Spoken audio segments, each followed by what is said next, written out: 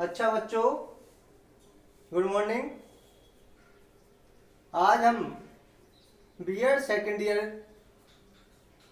के अंतर्गत जो हमारा प्रश्न पत्र है निर्देशन एवं परामर्श प्रश्न पत्र के अंतर्गत पहले की वीडियो में मैंने कई बातों पर आपकी चर्चा की। व्यक्ति अध्ययन मैंने आपको पहले की वीडियो में बताया। व्यक्ति अध्ययन की कौन कौन सी सूचनाएं हम किन किन माध्यमों से इकट्ठी कर सकते हैं, इनके बारे में मैंने आपको बताया। आज हम वीडियो लेकर के आए हैं व्यक्ति अध्ययन में कौन कौन सी विधियों से हम सूचनाएं प्राप्त कर सकते हैं, उन विधियों का प्रयोग करते हुए व्यक्ति के बारे में किस प्रकार से अध्ययन करते हैं, जिनमें आज हमारा जो प्रकरण रहेगा वो है प्रश्नावली। प्रश्नावली प्रश्नों की एक सूची होती है। जब हम व्यक्ति अध्ययन करते हैं तो दो प्रकार की विधियों का प्रयोग करते हैं। पहली विधि है हमारी प्रमापीकृत विधि। पहली प्रमापीकृत विधि है और दूसरी है अप्रमापीकृत विधि। इन विधियों से हम व्यक्ति अध्ययन करते हैं। प्रमापीकृत विधियों में जो हम अध्ययन करते हैं या व्यक्ति के बारे में परीक्षण करते हैं, उनमें आता है रुचि परीक्षण, अभिरुचि परीक्षण, बुद्धि परीक्षण और व्यक्तित्व परीक्षण। ये हमारी प्रमापीकृत विधियों के अनुसार हम व्यक्ति अध्ययन करते हैं। व्यक्तियों के बारे में सूचनाओं का इकट्ठी करना, एकत्रित करना, इन विधियों के माध्यम से हम कर सकते हैं। ऐसे परीक्षणों के माध्यम से कई प्रकार के आंकड़े हम निकाल सकते हैं। उनके अनुसार हम प्रमापीकृत विधियों का प्रयोग इसके अंतर्गत करते हैं। दूसरी विधि हमारी आती है अप्रमापीकृत विधि। अप्रमापीकृत विधि के अंतर्गत हम व्यक्ति अध्ययन जब हम करते हैं तो कई प्रकार की प्रश्नावलियों के माध्यम से आंकड़ों को इकट्ठा करते हैं। आत्मकथा के माध्यम से हम व्यक्ति अध्ययन करते हैं। अवलोकन से व्यक्ति अध्ययन करते हैं। समाज मिति से व्यक्ति अध्ययन करते हैं। निर्धारित मापदंड और संचित अभिलेख से व्यक्ति अध्ययन करते हैं और साक्षात्कार से हम व्यक्ति अध्ययन करते हैं। ये कई प्रकार की हमारी अप्रमापीकृत विधियां हैं जिनसे हम कई प्रकार की सूचनाएं हम व्यक्ति के बारे में इकट्ठी करते हैं और उन सूचनाओं को इकट्ठी करने के बाद हम कई प्रकार की समस्याओं का समाधान करते हैं। तो आज हम अप्रमापिक विधि के अंतर्गत प्रश्नावली जो हमारी है उसका हम गहनता से अध्ययन करेंगे। एक एक बिंदु इसमें समझाएंगे। आप धैर्यपूर्वक इस वीडियो को सुनेंगे और देखेंगे। तो प्रश्नावली अप्रमापिक विधि की एक सूचना एकत्रित करने का माध्यम है। प्रश्नावली से हम व्यक्ति के बारे में सूचना इकट्ठी करते हैं और ये कई प्रकार से हमें कारगर सिद्ध होती है आंकड़े इकट्ठे करने में। ये प्रश्नों की एक सूची होती है, प्रश्नों का एक फॉर्म होता है जिसको हम डाक के द्वारा या साक्षात्कार के द्वारा भरवाते हैं। प्रश्न पूछ करके इसको भरते हैं या डाक के माध्यम से दूर दराज से हम प्रश्नावली को भेजते हैं। उन प्रश्नावलियों को भेजने के पश्चात वहां से हमें जो आंकड़े प्राप्त होते उनका प्रयोग हम व्यक्ति के समस्याओं को देखते हुए उसका समाधान करते हैं। प्रश्नावली हमारे शोध कार्यों में भी बहुत उपयोगी है। जब हम शोध कार्य करते हैं तो प्रश्नावली में प्रश्न बनाते हैं और हम आंकड़े इकट्ठे करते, उन आंकड़ों का प्रयोग भी शोध कार्य के लिए, समस्याओं के समाधान के लिए किया जाता है। तो प्रश्नावली का बहुत सा उपयोग है, ये कई प्रकार के हमारी समस्याओं के समाधान के लिए बहुत ही कारगर सिद्ध होती है। अगर हम प्रश्नावली के प्रकारों की बात करें तो हमारे प्रश्नावली के हमारे विभिन्न विद्वानों ने अलग अलग प्रकार बताए हैं। उन प्रकारों को हम देखें तो पहला हमारा एक विद्वान है पीवी यंग। पीवी यंग जो हमारे विद्वान हैं, उन्होंने प्रश्नावली के बारे में बहुत ही अच्छी तरीके से प्रकाश डाला है, जिन्होंने दो प्रकार की प्रश्नावली बताई है। पहली प्रश्नावली है रचित प्रश्नावली और दूसरी प्रश्नावली है अरचित प्रश्नावली। ये दो प्रकार की प्रश्नावलियों के बारे में पीवी यंग ने बताया है। तो रचित प्रश्नावली में हम पहले से ही प्रश्नों का निर्धारण करते हैं, पहले से ही प्रश्न बना लिए जाते हैं और उनको डाक के द्वारा व्यक्ति को प्रेषित किया जाता है। फॉर्म में पहले से निर्धारित प्रश्न बना लिए जाते हैं और डाक के द्वारा अगर हम किसी से सूचना प्राप्त करना चाहते हैं, उन सूचनाओं को हम उस व्यक्ति को डाक के द्वारा भेजेंगे और वो जब व्यक्ति उस प्रश्नावली को देखेगा तो प्रश्नों को पढ़ेगा, उसके अनुसार वो अपना उत्तर देगा और हमें कई प्रकार से जब वो वापस हमें लौटाएगा तो कई प्रकार के आंकड़े हमें प्राप्त हो जाएंगे। वो रचित प्रश्नावली के अंतर्गत आती है, क्योंकि प्रश्न पहले से निर्धारित होते हैं, पहले से बना लिए जाते हैं। ऐसी प्रश्नावली को हम रचित प्रश्नावली मानते हैं। दूसरी प्रश्नावली है हमारी अरचित प्रश्नावली। अरचित प्रश्नावली में पहले से ही प्रश्न निर्धारित नहीं होते, प्रश्न पहले से निर्धारित नहीं होते।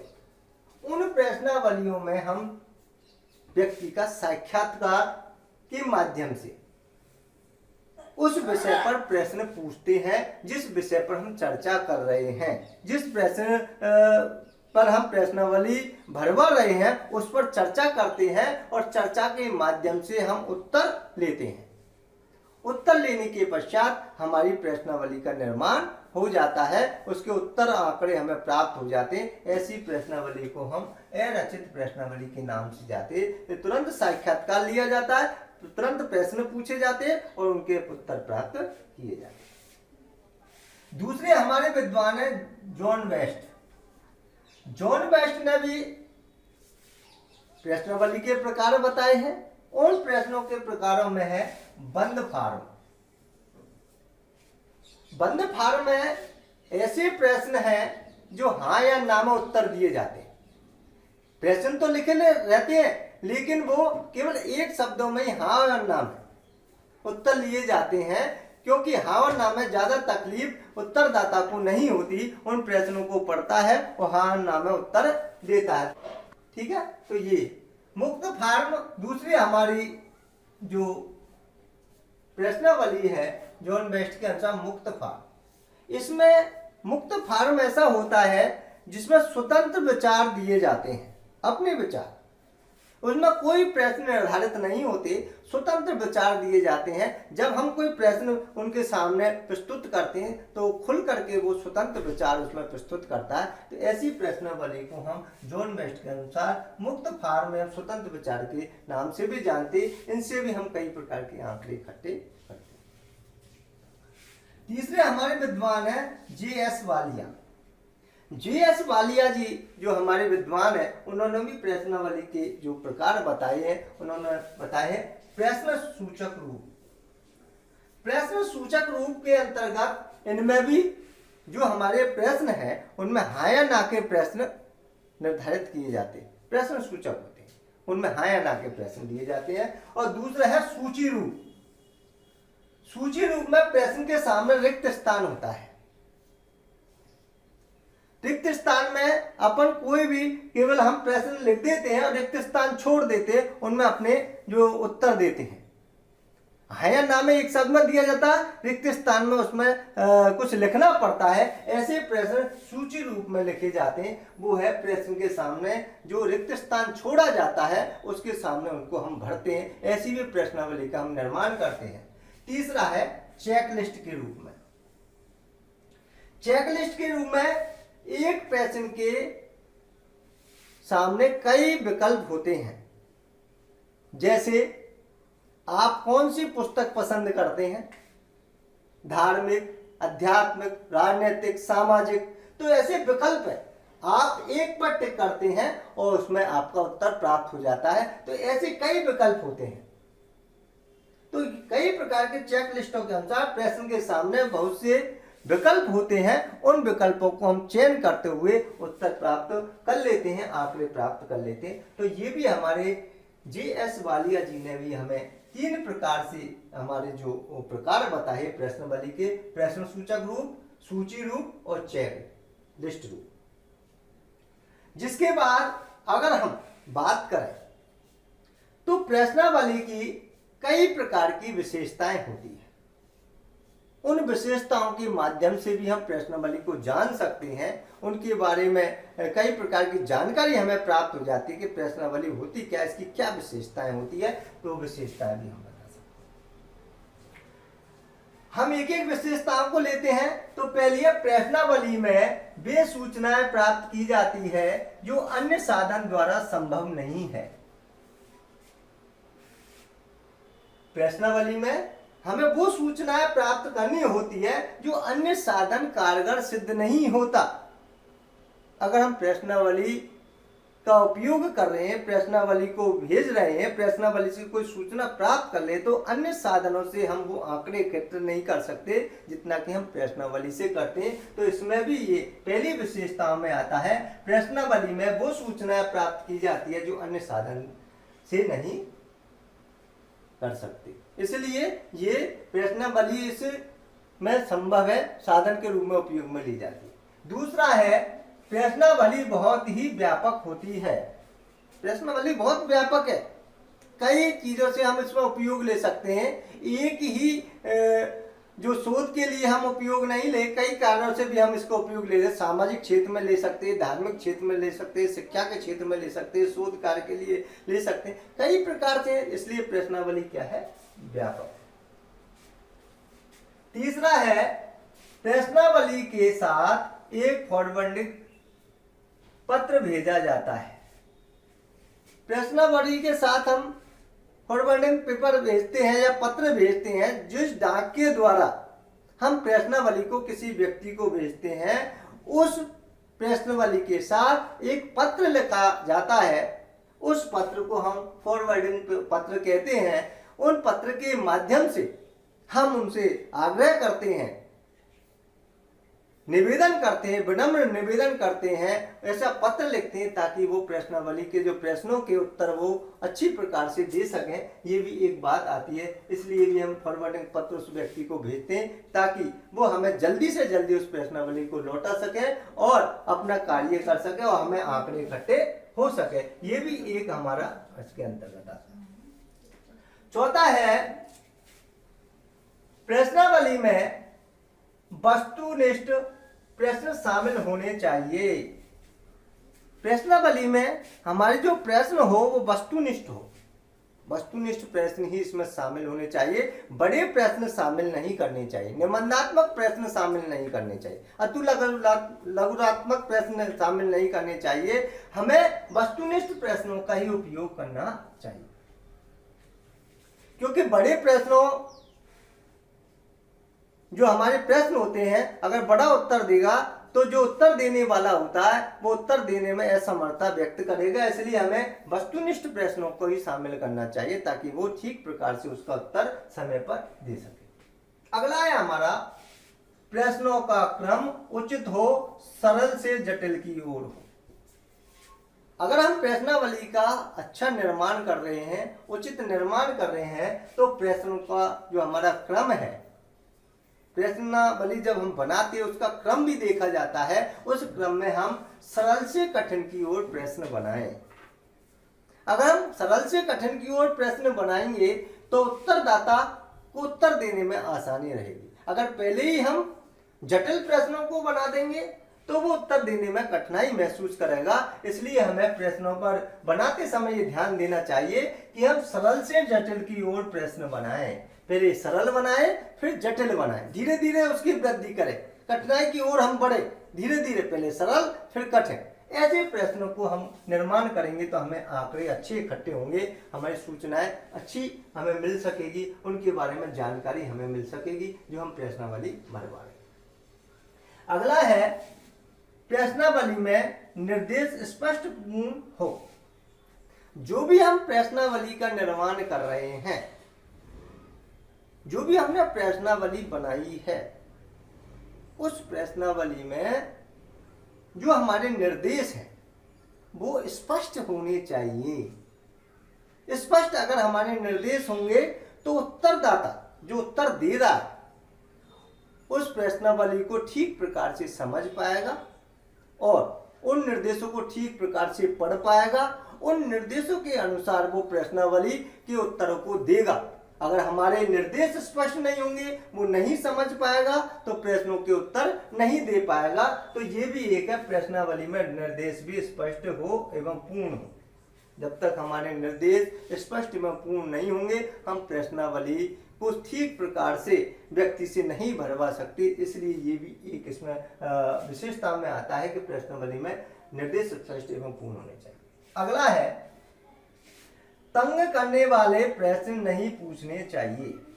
बहुत अच्छी बात है कि तंग करने वाले, नाराजगी वाले, जिससे व्यक्ति उखड़ जाए, ऐसे प्रश्नों का निर्माण कभी भी प्रश्नावली में नहीं करना चाहिए, ताकि व्यक्ति को नाराजगी महसूस हो, उसको कोई चुभने वाली बात महसूस हो। ऐसे प्रश्नों का निर्माण प्रश्नावली में नहीं करना चाहिए। अगर ऐसे प्रश्न आप प्रश्नावली में है तो पहले से उस प्रश्न को हटा देना चाहिए, नहीं तो उत्तरदाता प्रश्नों के उत्तर देने में असमर्थता व्यक्त करेगा। इसलिए तंग करने वाले प्रश्न कभी भी प्रश्नावली में शामिल नहीं करने चाहिए। ये भी एक विशेषता में आता है, कभी प्रश्न नहीं पूछने चाहिए। अगला है, प्रश्नावली में प्रश्नों की संख्या। प्रश्नावली में प्रश्नों की संख्या 40 से 50 के मध्य ही होनी चाहिए। जो भी हम प्रश्नावली बना रहे हैं उसमें प्रश्न की संख्या ज्यादा नहीं होनी चाहिए। निर्धारित हम उसका कर सकते हैं 40 और 50 के मध्य हो। ऐसे नहीं आप 100 प्रश्न कर दो, 150 प्रश्न कर दो, इतने प्रश्न नहीं होने चाहिए। नहीं, उत्तरदाता थक जाएगा, उस प्रश्नावली को देख करके वो उत्तर देने में असमर्थता व्यक्त करेगा, वो उसको भरेगा नहीं और आपको वो डाक के द्वारा वापसी प्रेषित नहीं करेगा। इसलिए हमें कम से कम उत्तर, कम से कम वो प्रश्न हमें उसमें निर्धारित करने चाहिए जिसमें 40 से 50 या इससे कम जो प्रश्न है वो अपन इसमें शामिल कर सकते हैं, उनके मध्य ही हमारा होना चाहिए। अगला है, उचित शब्दों का प्रयोग होना चाहिए। प्रश्नावली में जो हमने प्रश्न बनाए हैं उसमें उचित शब्द हो, अच्छे शब्द हो, प्रभाव छोड़ने वाले शब्द हो, जिससे कोई किसी को कोई धक्का नहीं लगे या किसी की ठेस नहीं पहुंचे। ऐसे उचित शब्दों का प्रयोग भी प्रश्नों में करना चाहिए। उचित प्रश्न का प्रयोग अगर हम करेंगे तो जो प्रश्नावली हम जिस व्यक्ति को अध्ययन कर रहे हैं, जिससे हम उत्तर चाहते हैं, उसको कोई भी दिक्कत नहीं आएगी और तुरंत वो उत्तर दे देगा। तो इसलिए इन सारी चीजों को हमें जब हम प्रश्न या प्रश्नावली बनाते हैं इसका विशेष रूप से ध्यान करें कि जो भी हम शब्दों का प्रयोग करें वो उचित होना चाहिए, अच्छा होना चाहिए। और जब तक हमारा जो बोलने का या हमारे जो प्रश्न निर्माण का तरीका सही नहीं होगा, हम अच्छे उत्तरों की प्राप्ति भी नहीं कर सकते। इसलिए हमें इसका प्रयोग भी ठीक प्रकार से करना चाहिए। प्रश्नावली स्पष्ट रूप से छपी हुई होनी चाहिए। जो हमारी प्रश्नावली जो हमने निर्माण की है, प्रश्नावली जो हमारी बनाई है, वो हमारी स्पष्ट रूप से छपी हुई होनी चाहिए। अगर वो स्पष्ट रूप से छपी हुई नहीं है या उसमें कोई दिक्कत है, स्पष्ट रूप से दिख नहीं रही है, तो हमें कई प्रकार से उत्तर लेने में तकलीफ हो जाती है। तो ये भी हमारे कई हमारे जो प्रश्नावली के जो आंकड़े इकट्ठे करने में दिक्कत आएगी। इसलिए हमारे जो प्रश्नावली का जो निर्माण हम करें उसकी छपाई पर भी विशेष ध्यान दें। अगर छपाई अच्छी होगी, अच्छा जो प्रभाव डालेगी, तो उत्तरदाता प्रश्नों को उत्तर देने में आसानी व्यक्त करेगा, ठीक प्रकार से वो उत्तर दे सकेगा। ये भी इसके अंतर्गत बातें आती है। तो मैंने आज आपको प्रश्नावली के बारे में बताया और प्रश्नावली के बारे में बताने के पश्चात और ये स्पष्ट किया कि जो प्रश्नावली का जो हम निर्माण कर रहे हैं, जिससे हम व्यक्तिगत अध्ययन कर रहे हैं, ताकि हमें कई प्रकार के इसमें आंकड़े इकट्ठे हो सके और अच्छे आंकड़े, स्पष्ट एवं शुद्ध जो आंकड़े हमारे पास आ सके, जिससे हम व्यक्ति का ठीक प्रकार से अध्ययन करें। आशा नहीं, पूर्ण विश्वास है आपको ये वीडियो पसंद आएगी। आगे हम अगली वीडियो लेकर आएंगे। धन्यवाद।